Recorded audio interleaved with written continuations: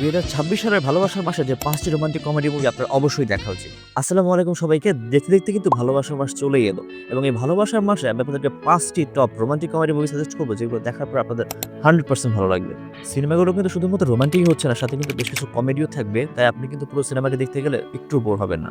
তো ১ম এ আমি যে সিনেমাটি সাজেস্ট করব সেটি হচ্ছে 'নো হার্ড ফিলিংস'। তো সিনেমাটির কাহিনীতে দেখানো হয় পার্সি নামে একটি ছেলে যে কিনা একটু নার্ড থাকে, যে কিছুদিন পরে ইউনিভার্সিটিতে যাবে। তাকে একটু ম্যানলি বানানোর জন্য তার বাবা-মা একজন গার্লফ্রেন্ড হায়ার করে এবং সেখানেই গার্লফ্রেন্ড হিসেবে আসে জেনিফার লরেন্স। এবং তারপরে জেনিফার লরেন্স এই নার্ড বয়টাকে কিভাবে একজন ম্যান হিসেবে রূপান্তর করে তাই নিয়ে সিনেমাটি। সিনেমাটিতে কিন্তু ভরপুর অ্যাডাল্ট সিন আছে এবং প্রচুর কমেডি আছে। সিনেমাটি আপনার কাছে অবশ্যই ভালো লাগবে। তো চলুন চলে যাই পরবর্তী সিনেমা রেকমেন্ডেশনে। এরপরে আমি আপনাদেরকে যে সিনেমাটি সাজেস্ট করব সেটি আমার দেখা অন্যতম পছন্দের, আমার অন্যতম প্রিয় একটি রোমান্টিক কমেডি মুভি, যেটা হচ্ছে 'Anyone But You'. Glen Powell এবং সিডনি সুইনের একটি অসাধারণ মুভি এবং এই সিনেমাটার কাহিনী দেখানো হয় অ্যাক্টর বেন এবং অ্যাক্ট্রেস প্রিয়া খুব সুন্দর একটা রিলেশন চালায়, কিন্তু ভুল বোঝাবুঝির কারণে তাদের মধ্যে রিলেশনটা একসময় ব্রেকআপ হয়ে যায়। কিন্তু তাদের দুজন কমন ফ্রেন্ডের একটি বিয়ে হয় অস্ট্রেলিয়াতে এবং যেখানে তারা ২ জন ইনভাইটেড ছিল। তো সেখানে তাদের আবার দেখা হয় এবং সেখানে তাদের সেই ভালোবাসাটা আবার আগের মতো ঠিক হয় কিনা তাই নিয়ে এই সিনেমাটি। সিনেমাটি দেখতে অবশ্যই ভুল করবেন না। এই সিনেমাটা আমি 100% আপনাদেরকে রেকমেন্ড করব। ৩ নাম্বারে আমি যে সিনেমাটি সাজেস্ট করব এটিও আমার দেখা অন্যতম পছন্দের একটি রোমান্টিক কমেডি মুভি, যেটি হচ্ছে ২০০৪ সালে রিলিজপ্রাপ্ত 'দ্য গার্ল নেক্সট ডোর' সিনেমা। এই সিনেমাটি দেখানো হয় ম্যাথিউ নামে একটি কলেজ স্টুডেন্ট থাকে, যে কিনা তার পাশের বাসার একটি মেয়ের প্রেমে পড়ে যায় এবং তাদের মধ্যে বেশ ভালো একটা বন্ডিং হয়ে যায়। কিন্তু একটা সময় ম্যাথিউ জানতে পারে সে যে মেয়েটাকে পছন্দ করে সে আসলে কোনো নরমাল গার্ল না, সে একজন পর্ন স্টার।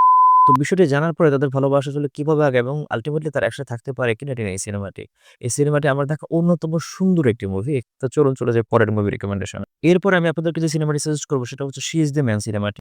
এই সিনেমাটির কাহিনীতে দেখানো হয় ভায়োলা নামে একটি মেয়ে যে কিনা অনেক বেশি ফুটবল খেলতে পছন্দ করে, কিন্তু তাদের স্কুল থেকে গার্লস টিম ফুটবলকে বাদ দিয়ে দেওয়া হয়েছিল।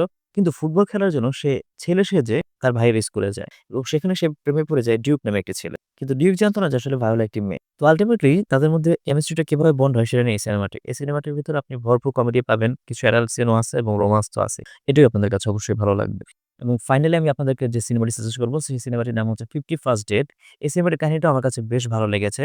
তো এই সিনেমার কাহিনী দেখানো হয় যে অ্যাক্ট্রেস থাকে, তার একটা মেন্টাল ডিসঅর্ডার থাকে যার ফলে কিনা সে একদিনের বেশি কোনো কিছু মনে রাখতে পারে না। তো সেই মেয়ের সাথে প্রেম হয়ে যায় আমাদের সিনেমার নায়কের এবং সেই ছেলেটা প্রতিদিনই মেয়েটাকে মনে করাতে থাকে যে সেই তার বয়ফ্রেন্ড। কিন্তু তার পরের দিনে মেয়েটি আবার সেই সম্পর্কের কথা ভুলে যায়। তো কিভাবে এই সম্পর্কটা আগায় এবং এন্ডিংটা কি হয় তার জন্য এই সিনেমাটা আপনাদেরকে অবশ্যই দেখতে হবে।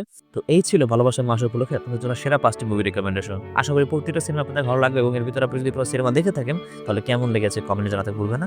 আপনার সাথে আমার দেখা হচ্ছে পরবর্তী কোনো সিনেমা রিভিউতে। সবাই ভালো থাকবেন। আসসালামু আলাইকুম।